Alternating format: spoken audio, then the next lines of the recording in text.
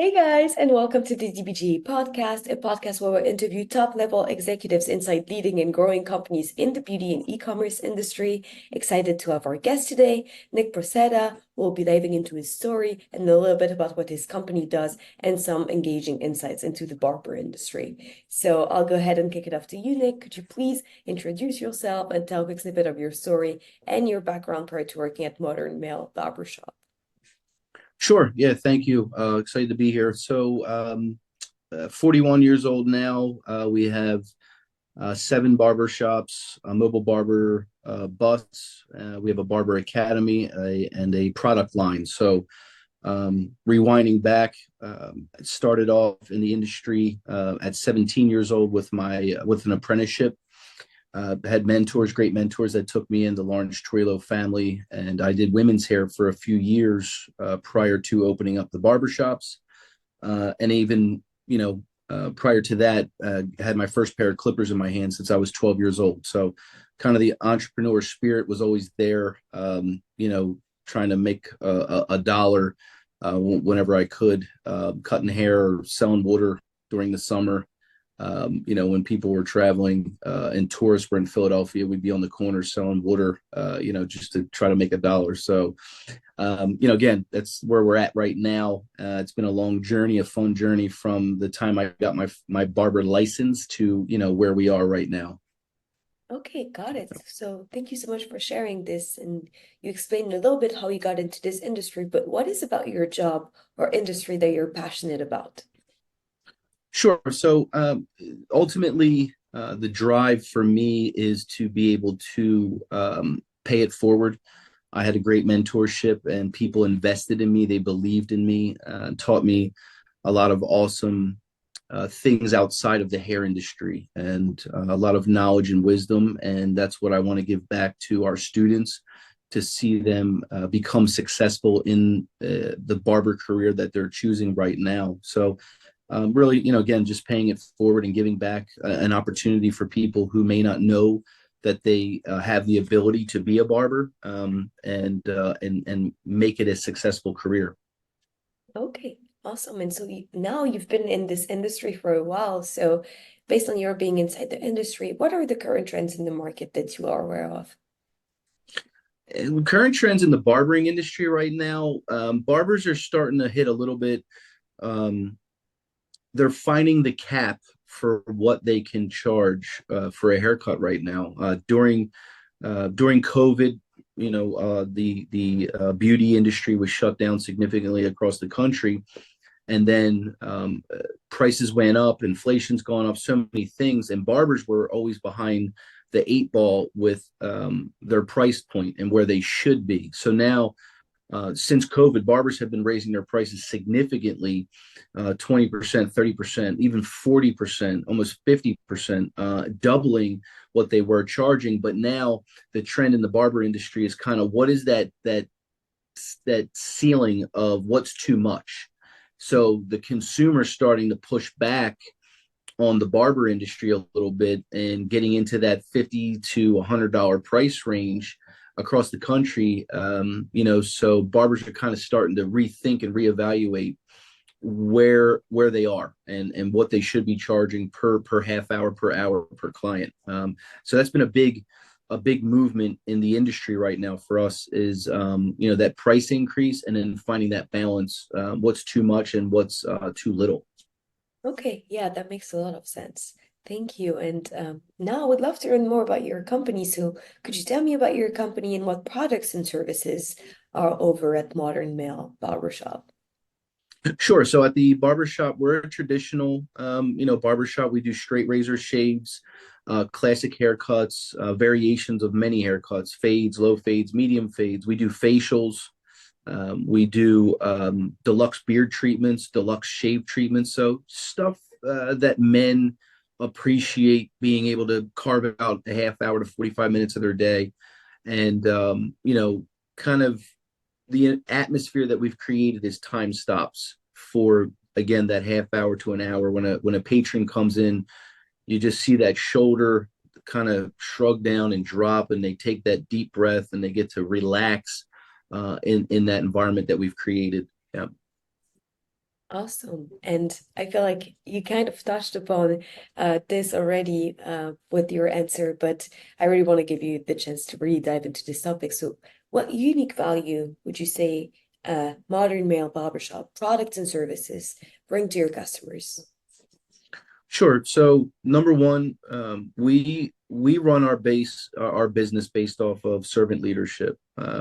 From top down, bottom up, how can we serve our people? So number one, our priority is customer service. Number two is our team, and number three is the organization. And we factor in all three of those in. How are we servicing our customer? Are we giving them the latest technology, right? Going into a point of sale system, going into cutting edge haircuts, and keeping our barbers educated on scenarios and their technical hair cutting skills. So we really want to separate ourselves with the customer service, because we don't have customers, we don't have a team, and we don't have an organization. So followed after the customer, and creating that red carpet experience each and every time they visit. Then it's the team. How are we protecting our team? Are we providing them with a good income, good work-life balance, benefits, education, incentives for them to grow, move from a barber to a big brother, big sister, to a team leader, we call them, and then potentially moving into an executive position in the organization where they become a big decision maker. So organization, if the organization isn't healthy, we can't give to the customer, and we can't give to the barber. So that's where more of the numbers come in, and the KPIs, and where are we with production? How are we doing? Are we up? Are we down? And then what do we need to change, maybe with the consumer? And then again, back to the team. So it's this constant ecosystem of protecting all three of those essential moving parts that create this organization to be what it is. Yeah. Very interesting. And because, I mean, in the management of these three parts, like you said, what are some of the challenges that you have as the owner? What do the day-to-day challenges look like for you? The challenges can be communication through your various channels, and also not just the communication, but the accountability, the drive. Why are we here? The reminder, right? So people don't care what they care how much you care, right? That's like, why do we care about our employees? So relaying that message, the message in itself doesn't change. It's how do we deliver that? So we're 2024. We have 50 employees, where we continue to open up more barbershops. So how do we make sure that that communication to our team is being constantly echoed, and the language, and again, the why are we doing this, right? To provide that customer experience for father and sons to come into the barbershop, to have a safe environment, all those things. So the challenge can be, sometimes we have so many different personalities, we have so many different agendas at time, and our core mission is to remind our team the why are we here, and to subordinate our feelings, to subordinate, if I'm having a bad day, that we're here on a mission, and collectively we're an organization. We have multiple people in multiple barber shops, and sometimes we can say, well, I'm here and my decision is isolated, and it's not. It affects the rest of the team in different entities of that. So communication can be a challenge, a big one. I would say that's really the biggest one, is the communication, and making sure that it's just always clear, direct, and encouraging. Yeah. Got it. Got it. That makes a lot of sense. And based on that, what do you think is the type of mindset that is needed to be a successful business owner? I think you probably have to be a little crazy. There's definitely some things that can't be taught in the greatest colleges, the greatest books, and the greatest hands-on.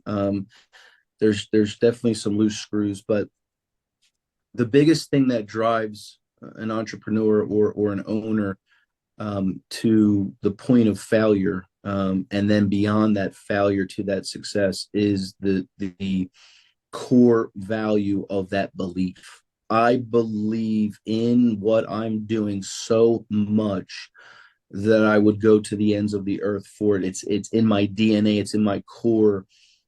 It's my mission in life is to provide opportunity for people in this industry, and pave that way for them. So it's it's a drive. You have to really believe in what you're doing, and there's times when you might not believe in yourself. You may question yourself when challenging times come ahead, financial challenges. You start to question, am I doing the right thing? Should I continue to press forward? And I find that's when most business owners or entrepreneurs will give up, when they hit one or two walls, and that's normal. That's going to happen. The bank account's low, you're in the red. There's some things going on, or you're in the black. Like, it's not adding up. What's going on here? And you have to continue to work through those moments of, But we've been in business for 16 years. This is our first quarter in 16 years. That was the worst quarter we've ever had within reason in our growth. So that was a challenge for us this first quarter. And it was a little bit of probably a blow to my ego. I'm like, what's going on here? What did I do wrong? Why is this happening? We've been on this trajectory of continued growth throughout the years, especially coming out of COVID.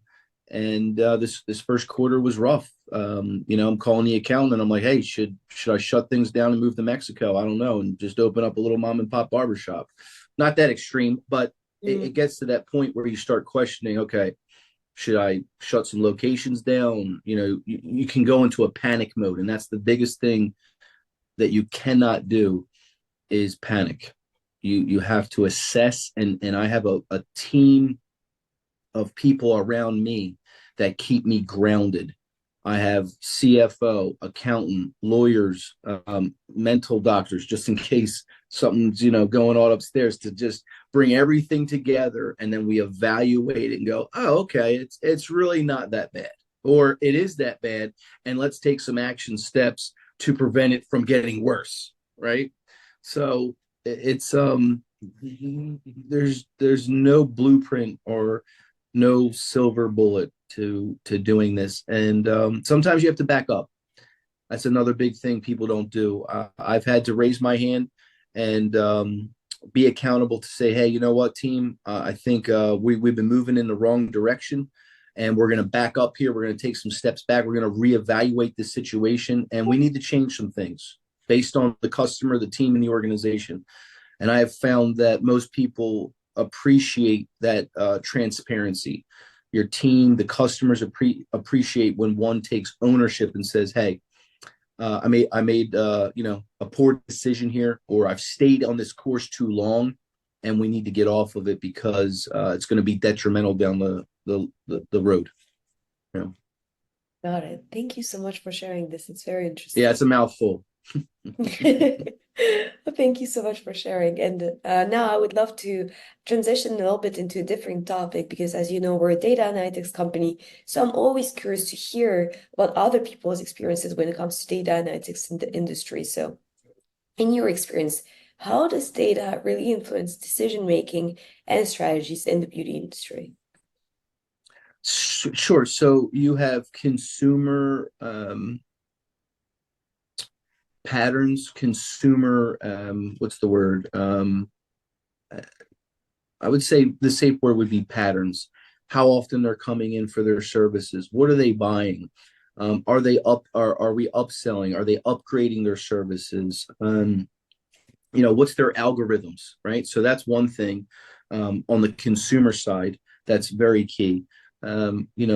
Offering different methods of payment for people now is major. It's 2024, so going from most barbershops are still cash. They don't realize they're losing money, not making money, even when they are paying that credit card fee and so on and so forth. So the consumers want easy booking, especially in barbershops. They want to make it as seamless as possible, and they don't want to get into all the fidgeting and having multiple options. So having technology up to par and really consumer friendly is a major must, I believe, in 2024 in the service industry and many industries, to say the least. Definitely, definitely. And can you elaborate a little bit on the role of data analytics in understanding consumer preferences, like you said, and trends within your company? Sure. So, like, what we're doing is the system that we use, Zenoti, is multi level. They're with locations that have over 100, 400 brick and mortar stores, right? So we're actually on the smaller side for them, but we benefit from the technology that they're developing for the bigger brick and mortar salons and spas and so on and so forth. So KPIs is very important. So, we have the customer and then the patterns, and then we have the KPIs for the barber. Barber performing their services per hour, their retail sales per hour. So we were able to really hone in and see what is our barber doing in the 8 to 10 hours a day that they're there, and do they need to be there for 8 or 10 hours a day, 5 days a week? What if their production could be picked up by having 4 days a week and doing 10-hour shifts or 8-hour shifts, and they're working 38 hours? So we're able to see so much of what our company is doing and also what it's not doing, where the leaks are, where we're losing money. One thing we realized with the previous switch to the new company was we were bleeding out $52,000 a year in discounts. That's a lot of money for a small business, like a significant. So we were able to very quickly eliminate that and stop that by the new technology that we had, where it was more in depth. It got super detailed. It's very important to keep your pulse on what's going on with, in a sense that, your numbers. What are your numbers in your business? And if you don't have the right software, you will not know your numbers. It's a big advantage to having the right software, and it's garbage in, garbage out. So if you're not using it properly, we have a big support system with the point of sale system that we use, and we meet with them once a week for an hour or two, and just staying up to date on new updates and what's going on, and some things that we weren't aware of that we're capable of implementing into the business. So the support with that kind of technology is major also. For sure. Definitely agree with this. Thank you so Yeah. much for sharing.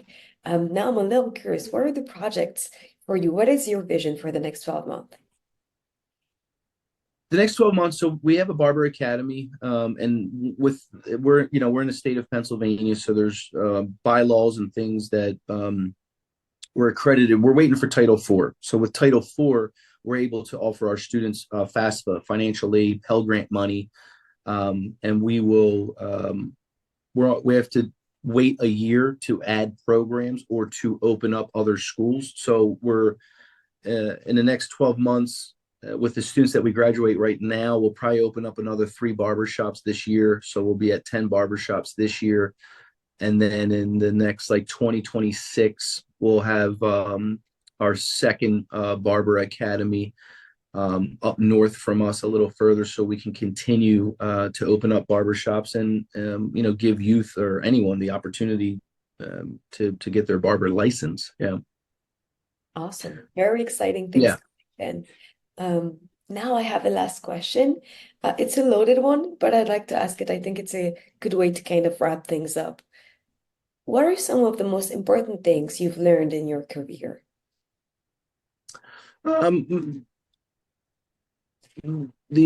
Some of the most important things I've learned in my career, I will say I've probably learned them over the last 6 months, where it's a accumulation of years. One, humility, and surrounding yourself with, again, intelligent people, and people that know more than you do, people that are where you want to be. And I've done that all my career, but I've realized how important it is, and I'm very grateful that I am where I am because of I'll be the first one to raise my hand and say I don't understand and I need help, and I'll go get the help. We have consultants for the school that have fast forwarded us and put us where we are today, and we wouldn't be here. So, um, asking for help and humility. You don't know everything, and a lot of business owners want to just say they know everything, and this is the way it's going to be. And then, transparency, being honest with your people, whether there's a mix up or a blooper, and taking ownership. That's the number one thing, is taking ownership. Even when things go wrong, it might not necessarily have been your ultimate decision, but it could have been a lack of your overseeing on that decision. So then again, you have to take responsibility for overlooking some things sometimes. Um, and really, one, having fun and enjoying it. That's extremely important. A lot of people get burnt out because they find themselves wearing too many hats.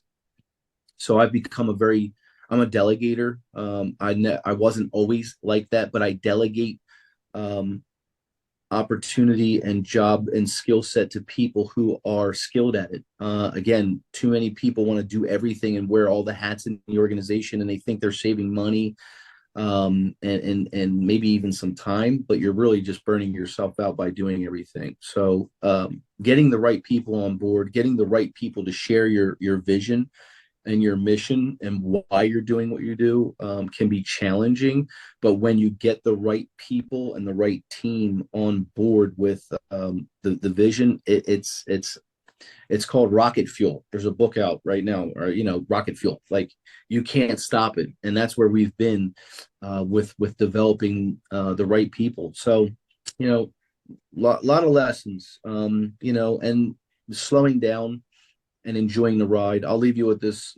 Supposedly there was a guy who told me a story about Armstrong, who went to the moon, and went to the moon, right? Like, one of the greatest achievements ever accomplished, goes to the moon, gets back home, and is like extremely depressed and like low. And it was like, the guy went to the moon and then came home, and it was like, and then what? Like, I went, like, what do you do after you go to the moon? So he told me this years ago, to enjoy the ride and to slow down, because when you're building a business, you can miss out on the in between where you are and where you're going, and you don't enjoy this, and then you get to where you are and it's not enough, and then you go to the next big accomplishment, and you think that's going to be the end all be all, and then you get there and you're like, that's it, I achieved this, now what?